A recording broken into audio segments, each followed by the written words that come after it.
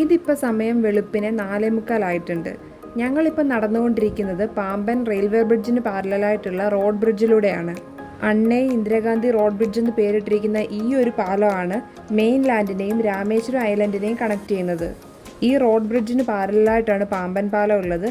പുതിയ പാമ്പൻ പാലത്തിലൂടെ ഏകദേശം 5 മണി കഴിഞ്ഞപ്പോൾ ട്രെയിൻ പോകുന്ന കാഴ്ചയാണിപ്പോൾ കാണുന്നത്. ഈ സമയത്താണെങ്കിൽ പോലും ചൂണ്ടയിട്ട് മീൻ പിടിക്കാനൊക്കെ ആൾക്കാരുണ്ടായിരുന്നു. പിന്നെ ഞങ്ങളെപ്പോലെ നടക്കുന്നവരുണ്ടായിരുന്നു. പുതിയ പാമ്പൻ പാലം 2025 ഏപ്രിൽ 6-ാം തീയതിയാണ് പ്രധാനമന്ത്രി നരേന്ദ്രമോദി ഉദ്ഘാടനം ചെയ്തത്.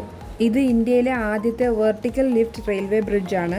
ഈ ഒരു പാലത്തിനടിയിലൂടെ കപ്പൽ പാതയുണ്ട്. വെറും 3 മിനിറ്റ് സമയം മാത്രം എടുത്തുകൊണ്ട് പാലം ലിഫ്റ്റ് ചെയ്ത് കപ്പലിനുള്ള വഴി ഒരുക്കി കൊടുക്കുന്ന ഈ ഒരു ടെക്നോളജിയിൽ പാലം നിർമ്മിച്ചെടുത്തത് 535 കോടി രൂപ ചെലവിട്ടാണ്. നേരം വെളുത്തു തുടങ്ങിയപ്പോഴേക്കും ഒരുപാട് മത്സ്യബന്ധന ബോട്ടുകൾ പ്രത്യക്ഷപ്പെടാൻ തുടങ്ങി.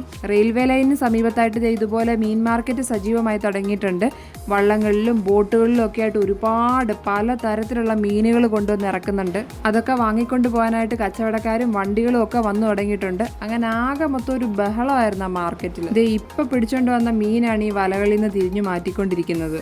പാലത്തിൽ നിന്നുകൊണ്ട് താഴെ ഈ മാർക്കറ്റിലെ കാഴ്ചകളൊക്കെ കണ്ടുകൊണ്ട് നിന്നപ്പോഴാണ് ട്രെയിൻ വരുന്ന സൗണ്ട് കേട്ടത്. രാത്രി ട്രെയിൻ പോയപ്പോൾ നേരെ ചൊവ്വേ കാണാൻ പറ്റിയില്ല. ഇതിപ്പോൾ നേരം വെളുത്ത് കഴിഞ്ഞല്ലോ. നല്ല അടിപൊളിയായിട്ട് പാമ്പൻ പാലത്തിലൂടെ ട്രെയിൻ പോകുന്ന കാഴ്ച കാണാൻ പറ്റി. ഈ റോഡ് ബ്രിഡ്ജിന് ഏകദേശം 2.3 കിലോമീറ്റർ ദൂരമുണ്ട്. അത്രയും ദൂരം ഈ വെളുപ്പംകാലത്ത് ഞങ്ങൾ നടന്നു. നല്ല രസമായിരുന്നു നടക്കാനായിട്ട്. നല്ല കാറ്റൊക്കെ ഉണ്ടായിരുന്നു. ഈ നേരമായിട്ടും സൂര്യൻ ഉദിച്ചിട്ടില്ലായിരുന്നു. ട്രെയിൻ പോയി കഴിഞ്ഞപ്പോഴേക്കും സൂര്യൻ ഉദിച്ചു വരുന്ന കാഴ്ചയും കാണാൻ പറ്റി. പാമ്പൻ പാലത്തിൽ നിന്നാലും നല്ല അസലായിട്ട് സൂര്യൻ ഉദിച്ചു വരുന്നതും കാണാൻ പറ്റും കേട്ടോ.